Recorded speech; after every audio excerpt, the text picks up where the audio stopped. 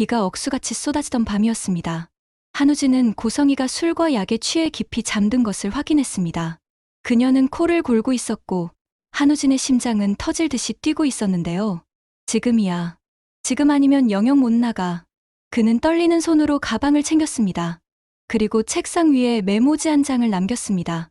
엄마, 한 번만 더 나를 찾으면 그땐 정말 죽어버릴 거예요. 제발 나 좀 놔줘요. 한우진은 조심스럽게 현관문을 열고 빗속으로 뛰쳐나갔습니다. 자유를 향한 질주였지만 그것이 곧 비극의 서막이 될 줄은 그 누구도 알지 못했습니다. 한밤중 목이 타들어가는 갈증에 눈을 뜬 고성이는 습관적으로 옆자리를 더듬었습니다. 우진아, 물 좀. 하지만 그녀의 손끝에 닿는 건 꺼져버린 이불의 감촉뿐이었습니다. 머리는 술과 수면제로 윙윙거렸고 시야는 깨진 유리창처럼 흐릿했지만 본능적인 불안감이 척추를 타고 싸늘하게 올라왔습니다. 우진아? 고성이는 비틀거리며 일어나 앉았습니다.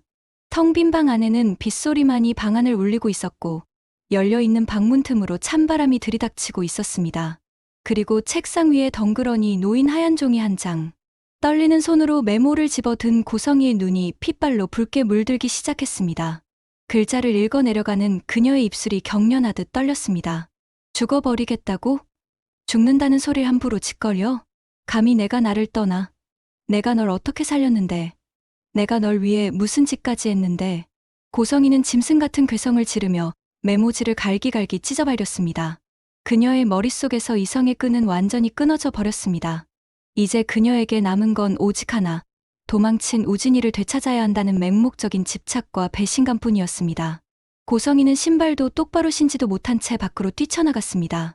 밖은 여전히 폭우가 쏟아지고 있었고 가로등조차 희미한 어둠 속이었습니다. 고성이는 미친 사람처럼 빗속을 헤매며 소리쳤습니다. 한우진, 나와. 숨으면 못 찾을 줄 알고?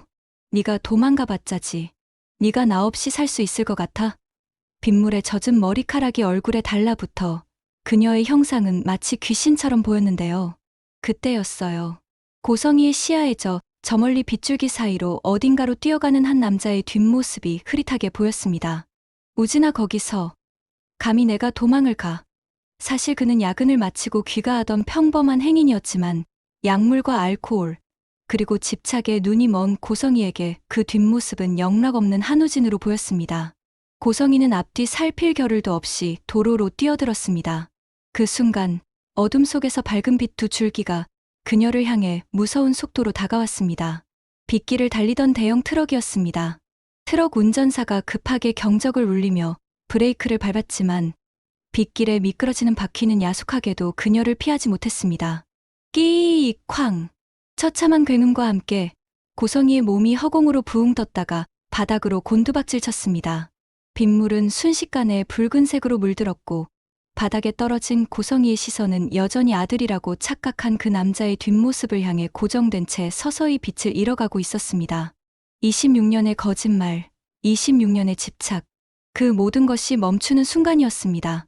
이제 드라마 화려한 날들의 이야기도 절정에 도달했습니다. 반격을 노리던 고성이의 결말이 어떻게 끝나는지 같이 한번 들어가 보시죠. 구독과 좋아요 부탁합니다. 장면은 서울로 전환됩니다. 슈조이 그룹 회장실. 박진석 회장은 비서실장으로부터 걸려온 긴급 전화를 받았습니다. 소화기 너머의 목소리는 다급하고 떨리고 있었습니다. 회장님, 부산대학병원입니다. 고성희 씨가 교통사고를 당했습니다. 상태가 매우 위중하다고 합니다. 박진석의 손에서 만년필이 툭 떨어졌습니다. 분노, 증오, 배신감. 그 모든 감정들이 뒤엉켜 있었지만 그래도 26년이라는 세월 동안 진정 사랑했던 자신의 아내가 위중하다는데 가만히 있을 수가 없었습니다. 박진석은 즉시 헬기를 띄워 부산으로 내려갔습니다. 부산의 대학병원 응급실, 박진석이 마주한 고성희의 모습은 참혹 그 자체였습니다. 온몸이 붕대로 감겨 있었고 각종 튜브가 주렁주렁 매달려 있었고 얼굴에는 산소 마스크가 씌워져 있었습니다. 담당 의사는 침통한 표정으로 고개를 저었습니다.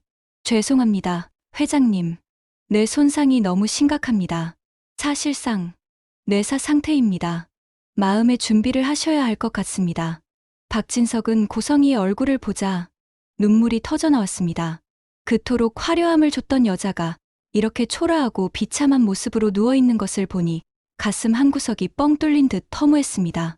그는 끓어오르는 만감을 억누르며 병원비를 결제하고 미우나 고우나 한때 자신의 아내였던 그녀를 중환자실로 옮겨 생명유지 장치를 달게 했습니다. 그리고 그녀의 마지막 모습을 뒤로하고 쓸쓸히 서울로 돌아왔습니다. 그런데 도대체 그날 밤 고성이는 왜 빗속으로 뛰어들어야만 했을까요? 시간을 조금 거슬러 올라가 부산에서의 지옥 같았던 나날들을 살펴보겠습니다. 한우진, 내가 여기 숨으면 못 찾을 줄 알았니? 세상에서 가장 잔혹한 인연의 끈이 다시 이어지는 순간, 부산의 밤거리는 빗물보다 더 차가운 공포로 젖어들고 있었습니다. 여러분은 과연 모성애라는 이름으로 포장된 고성이 집착이 어디까지 타락할 수 있는지 상상이나 해보셨나요? 비가 부슬부슬 쏟아지는 늦가을 부산의 어느 날 오후, 우산도 없이 비를 맞으며 병원 쪽으로 걸어가던 한우진은 누군가 자신의 팔을 낚아채는 거친 손길에 숨이 멎는 듯했습니다. 그 거친 숨소리는 너무나 익숙했고 그래서 더 끔찍했는데요. 천천히 고개를 돌린 한우진의 눈에 들어온 건 빗물에 젖어 헝클어진 머리카락 사이로 번들거리는 눈빛을 한 어머니, 고성이었습니다. 한우진은 마치 무덤에서 기어나온 저승사자를 마주한 사람처럼 사색이 되어 뒷걸음질 쳤습니다. 엄마. 한우진은 얼굴이 하얘졌고요. 입술이 파르르 떨리며 겨우 내뱉은 그 한마디에는 반가움이라고는 단 1%도 섞이지 않은 공포만이 담겨 있었습니다. 하지만 고성이는 아들의 안부 따위는 안중에도 없다는 듯 입꼬리를 기괴하게 비틀며 섬뜩한 미소를 지어 보였는데요. 찾았다, 내 카드.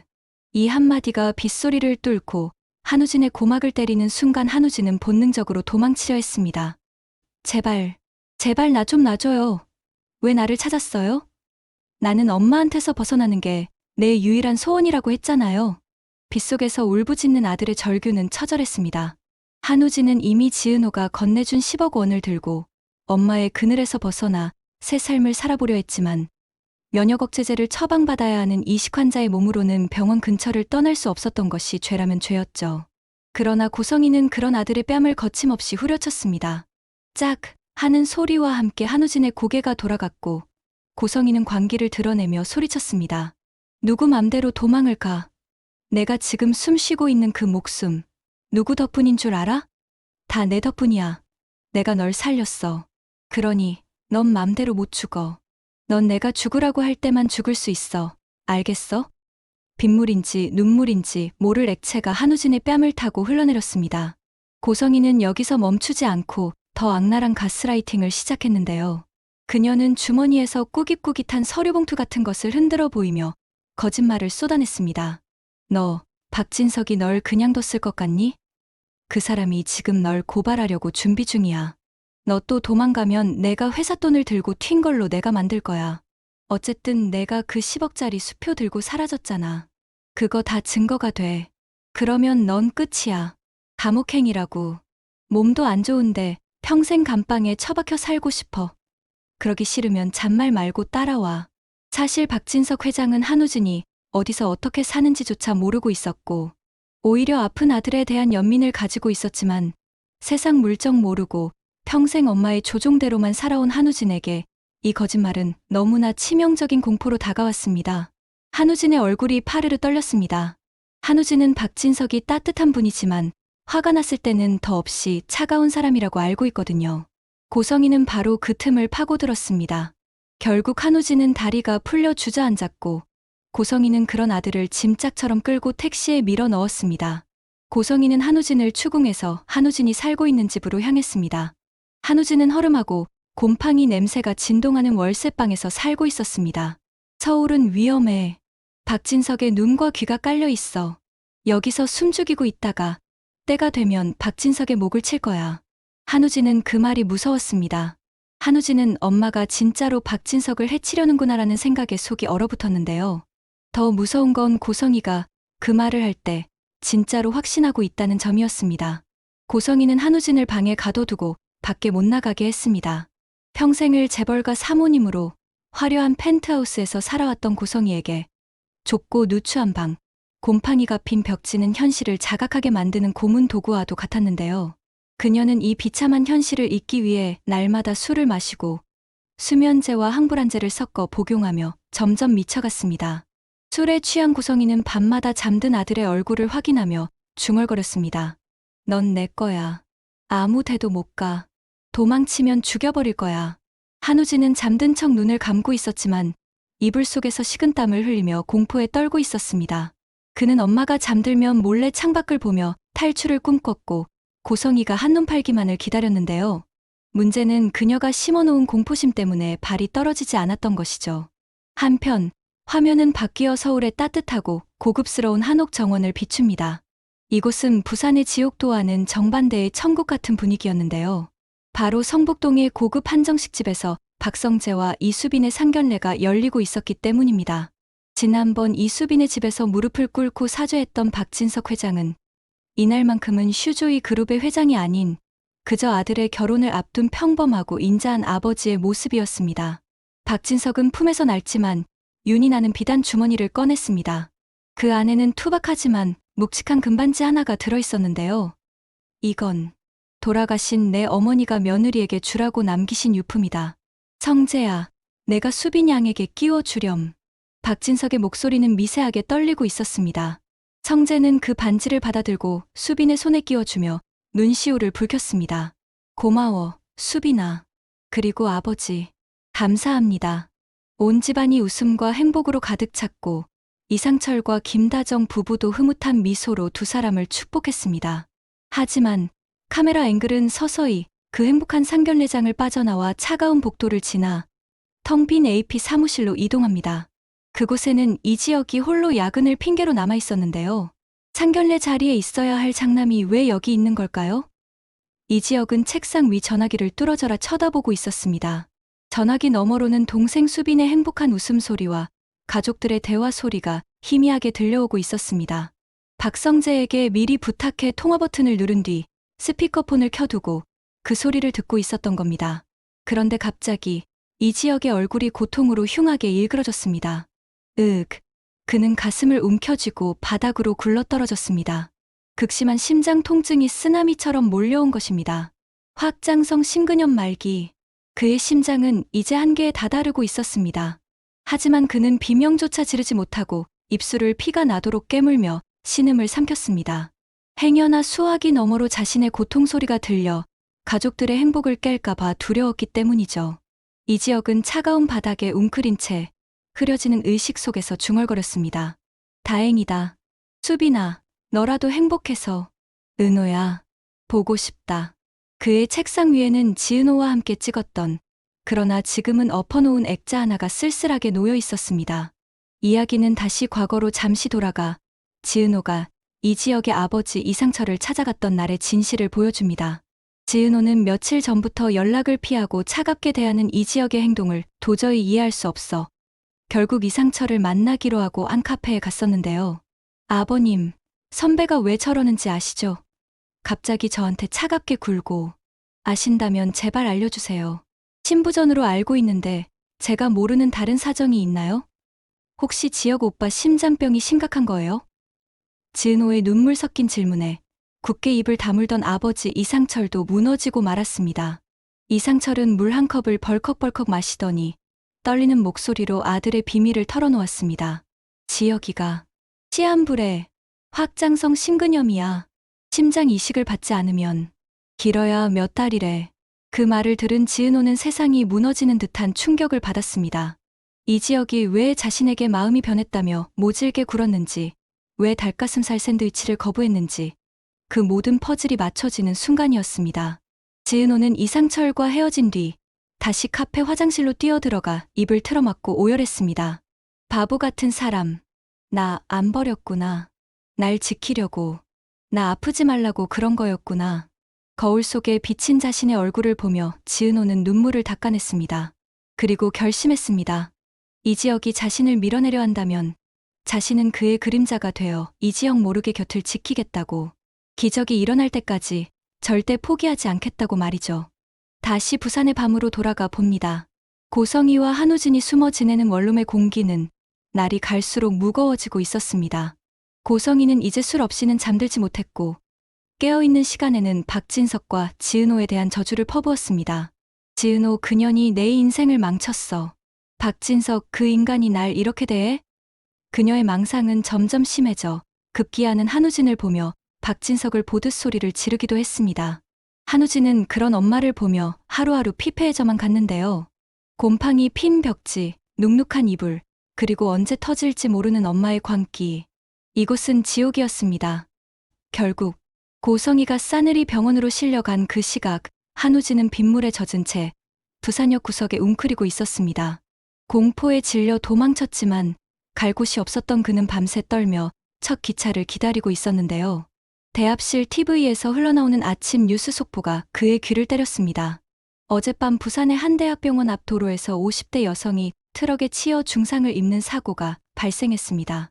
뉴스에서 기자는 그녀의 신원이 모그룹 회장의 부인이라고 했고, 화면에는 모자이크 처리되었지만 익숙한 엄마의 옷가지와 빗물에 젖은 신발 한 짝이 비쳤습니다. 우진의 심장이 쿵 내려앉았습니다. 아닐 거야. 엄마가 죽었을 리가 없어. 그는 부정하고 싶었지만 본능적으로 알 수 있었습니다. 엄마가 자신을 쫓아오다 변을 당했다는 것을요. 한우진은 그 자리에서 입을 틀어막고 오열했습니다. 자신을 올가매던 감옥이 사라졌다는 해방감과 동시에 자신 때문에 엄마가 죽었다는 끔찍한 죄책감이 뒤섞여 그는 짐승 같은 소리를 내며 울부짖었습니다. 그는 결국 서울행 기차표를 찢어버리고 병원으로 향했습니다. 하지만 먼발치서 박진석 회장이 중환자실 입구에서 의사와 이야기를 나누는 모습을 지켜보며 숨죽여 울 뿐이었습니다. 그는 결심했습니다. 나는 이제 세상에 없는 사람이다. 엄마가 죽으면서 나도 같이 죽은 거야. 한우진은 그렇게 어둠 속으로 영원한 인명의 존재로 사라지는 길을 택했습니다. 다음 날 서울로 돌아온 박진석은 아들 박성재와 딸 박영라를 불렀습니다. 식탁 위에는 정갈한 저녁 식사가 차려져 있었지만 누구도 수저를 들지 않았습니다. 무거운 침묵을 깬 건 박진석이었습니다. 엄마가 부산에서 사고가 났다. 성재와 영라의 눈이 커졌습니다. 지금 뇌사 상태다. 의사 말로는 가망이 없다고 하는구나.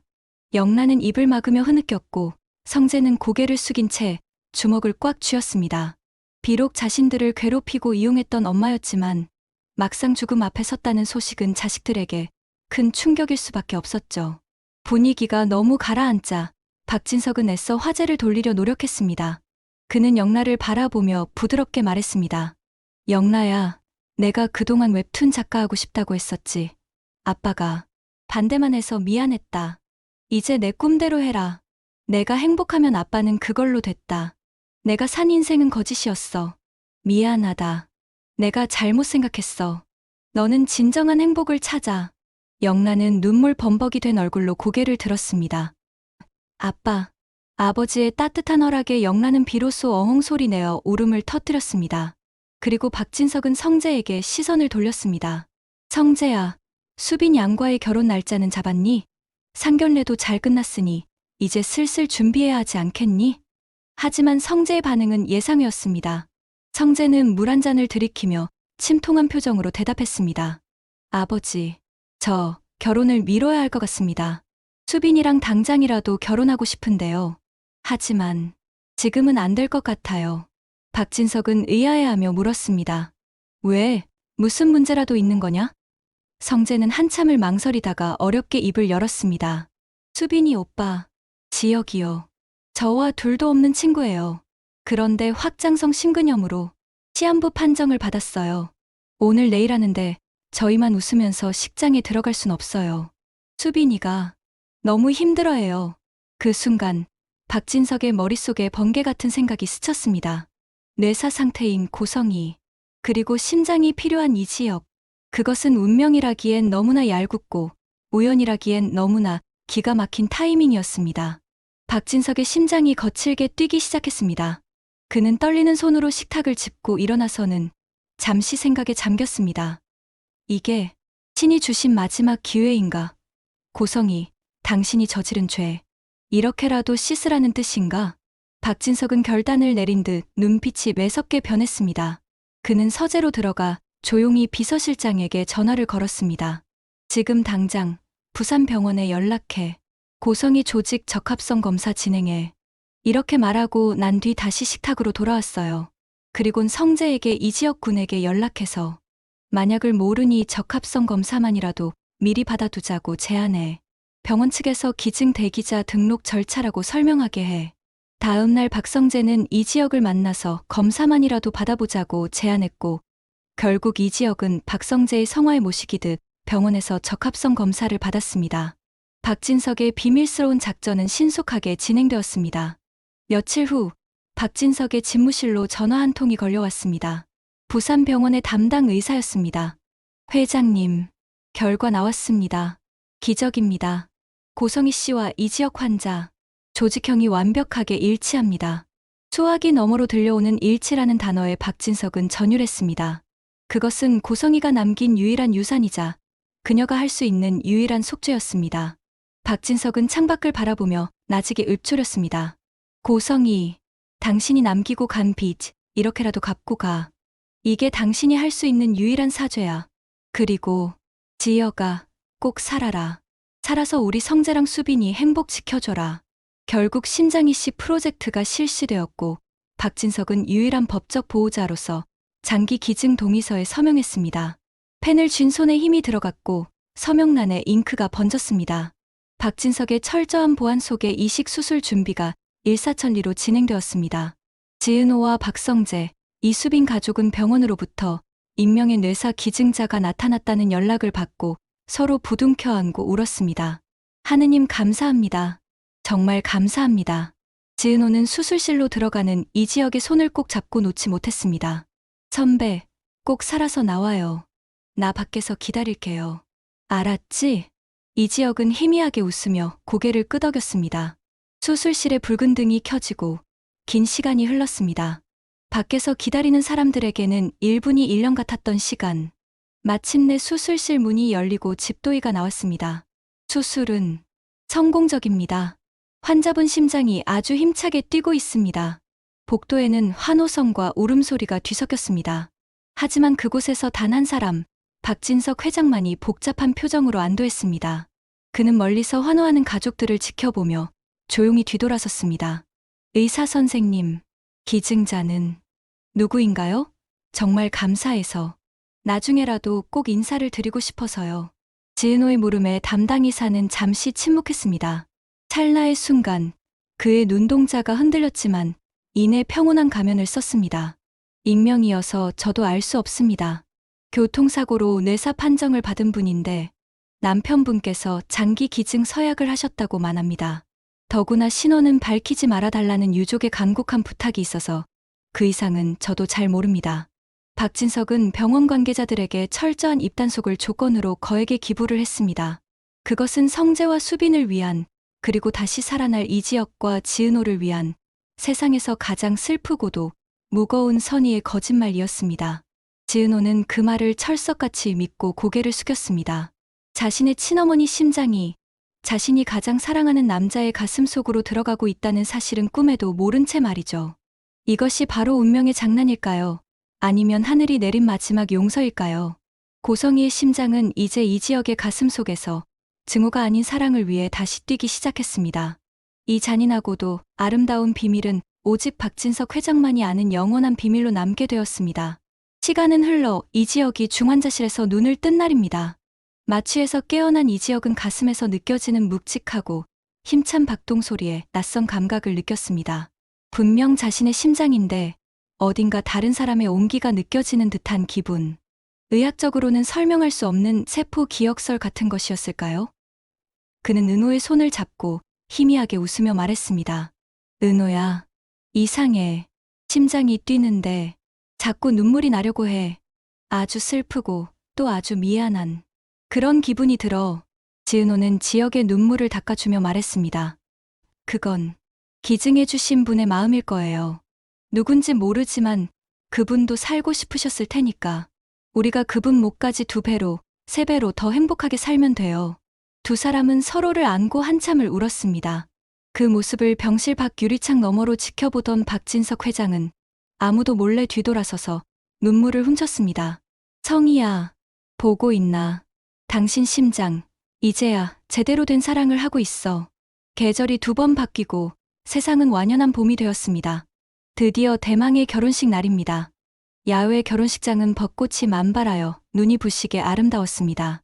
박성재와 이수빈은 사회를 보며 티격태격 귀여운 모습을 보여주었고, 하객석 맨 앞줄에는 이상철과 김다정 부부가 한복을 곱게 차려입고 앉아 눈시울을 붉히고 있었습니다.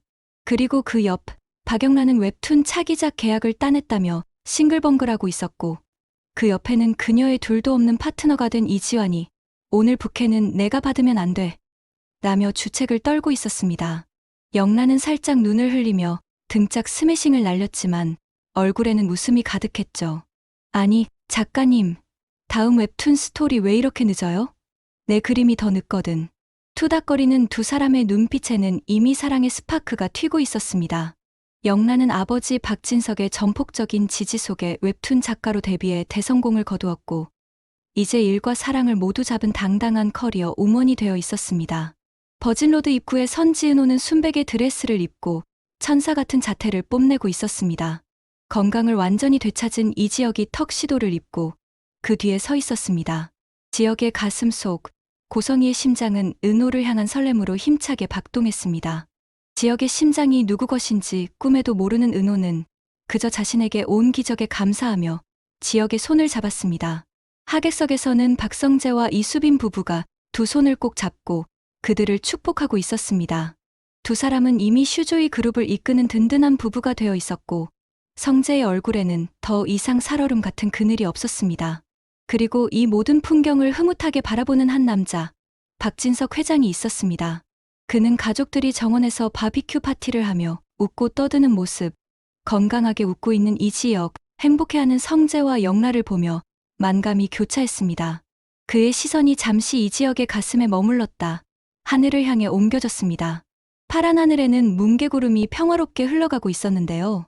그녀의 손을 잡고 입장해 줄 아버지가 없어 잠시 망설이던 그때 누군가 그녀의 옆에 섰습니다. 바로 박진석 회장이었습니다. 은호 양, 괜찮다면 내가 에스코트해도 되겠나? 지은호는 놀란 눈으로 박진석을 바라보았습니다. 그는 자신을 낳고 버린 친모의 남편이자 어쩌면 양 아버지자 될 뻔했던 사람. 하지만 지금 그의 눈에는 따뜻한 아버지의 사랑만이 담겨 있었습니다. 네, 회장님, 감사합니다. 지은호가 박진석의 팔짱을 끼는 순간 하객들의 박수가 쏟아졌습니다. 그것은 단순한 결혼식 입장이 아니었습니다. 과거의 상처와 악연을 씻어내고 진정한 가족으로 거듭나는 화해의 발걸음이었습니다. 하지만 여러분, 이 완벽한 해피엔딩 뒤에 숨겨진 또 하나의 장면을 놓쳐선 안 됩니다. 결혼식이 한창 무르익을 무렵 식장 구석진 나무 뒤편에 모자를 깊게 눌러 쓴 한 남자가 서 있었습니다. 낡은 점퍼 차림의 그는 한우진이었습니다. 그는 몰래 식장을 찾아와 먼발치서 행복하게 웃고 있는 동생 지은호와 새 삶을 찾은 이지혁을 지켜보고 있었습니다. 행복해라, 은호야. 그리고 미안했다. 한우진은 주위를 살피더니 축의금 접수를 받고 있던 진행 요원에게 다가갔습니다. 저기요. 네, 하객분이신가요? 식권 드릴까요? 요원의 물음에 한우진은 고개를 가로저으며 봉투를 내밀었습니다. 아니요. 이건 신부 지은호 씨에게 직접 전해주셨으면 합니다. 아주 중요한 물건이라서요. 꼭 본인 손에 들어가게 해주세요. 진행 요원이 봉투를 받아들며 물었습니다. 아, 네 알겠습니다. 그런데 성함이 어떻게 되시나요? 방명록에 적어드려야 해서요. 한우진은 잠시 망설이다가 씁쓸하지만 후련한 목소리로 짧게 대답했습니다. 그냥 못난 오빠라고만 전해주세요. 그 말을 남기고 한우진은 도망치듯 황급히 식장을 빠져나갔습니다. 요원은 즉시 지은호, 엄마 정순이에게 전달했습니다. 정순이는 의아해하며 봉투를 열어보는 순간 눈이 휘둥그레졌습니다. 그 안에는 고성이가 줬던 10억 원 중 쓰고 남은 돈 전액과 자신이 부산에서 일용직을 하며 모은 돈을 합친 통장, 그리고 도장과 비밀번호가 적힌 쪽지가 들어있었습니다. 그리고 꼬깃꼬깃한 편지 한 장도 함께였죠. 은호야, 어머니 죗값. 내가 평생 속죄하며 살게. 이 돈은 내가 행복해지는 데 써라. 다시는 나타나지 않을게. 정말 미안했다. 그리고 축하한다. 한우진은 식장 밖 골목 어귀에 숨어 마지막으로 멀리서 들려오는 결혼 행진곡 소리를 들었습니다. 그는 비로소 어깨에 짐을 내려놓은 듯 깊은 숨을 내쉬고는 뒤돌아섰습니다. 그의 발걸음은 더 이상 무언가에 쫓기는 바쁜 걸음이 아니었습니다. 자신의 힘으로, 자신의 이름으로 세상과 부딪혀 보겠다는 다짐이 담긴 무겁지만 단단한 첫걸음이었습니다. 결혼식이 끝나고 박진석 회장은 홀로 고성이가 잠든 추모공원을 찾았습니다. 비석 앞에는 이름 모를 누군가가 놓고 간하얀 국화한 송이가 놓여 있었습니다. 박진석은 직감했습니다. 아들 한우진이 다녀갔음을. 그는 비석을 어루만지며 독백했습니다. 당신, 외롭진 않겠네. 아들도 다녀가고 당신 심장은 저렇게 살아있으니 이제 당신도 그 지독한 욕심 내려놓고 편히 쉬어. 남은 아이들은 내가 목숨 걸고 지킬 거고 우진이도 반드시 찾을 거야. 바람이 불어와 박진석의 옷깃을 스치고 지나갔습니다. 마치 고성이가 마지막으로 대답이라도 하는 것처럼요. 그날 저녁 성북동 정원에서는 온 가족이 모여 바비큐 파티를 열었습니다. 자, 건배. 우리들의 화려한 날들을 위하여. 박성재의 선창에 모두가 잔을 높이 들었습니다. 위하여. 웃음소리가 밤하늘로 퍼져나갔습니다. 지은호는 이지혁의 가슴에 머리를 기대며 물었습니다. 선배, 심장 소리 좋다. 아주 튼튼해. 이지혁은 은호를 꼭 안아주며 대답했습니다. 응. 너를 지키라고 누군가 아주 강한 심장을 선물해 주셨나 봐. 두 사람의 미소 위로 카메라가 줌아웃되며 밤하늘에 반짝이는 별들이 잡힙니다. 어쩌면 저 별 중 하나는 비틀린 모성애로 자신을 파멸시켰지만 결국 자신의 심장으로 딸의 사랑을 완성시킨 고성이의 영혼이 아니었을까요? 가장 어두웠던 터널을 지나 비로소 진짜 빛을 찾은 그들. 비밀은 묻히고 사랑은 남았습니다. 박진석은 입가에 편안한 미소를 지으며 속으로 중얼거렸습니다. 잘 가라, 고성이. 이제 당신도 편안해지길. 비밀을 품은 채 완성된 그들의 진짜 화려한 날들. 카메라는 햇살 속에 빛나는 가족들의 행복한 미소를 비추며 서서히 멀어집니다. 드라마는 이렇게 막을 내립니다. 감사합니다.